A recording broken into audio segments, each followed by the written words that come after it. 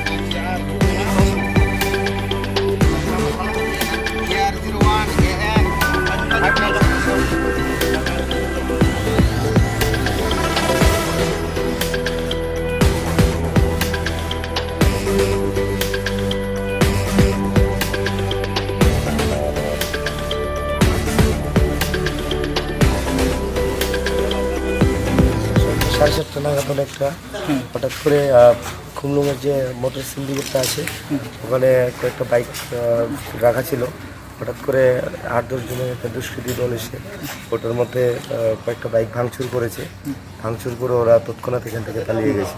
তো সাথে সাথে পুলিশ ইন্টারভেন করেছে, সাথে সাথে আমাদের ফোর্স এসেছে। আসার পর আমরা এখন দেখছি রেগুলার কী করা যায়, এখন ইনভেস্টিগেশন চলছে। স্যার কয়টা বাইক ভাঙচুর হয়েছে?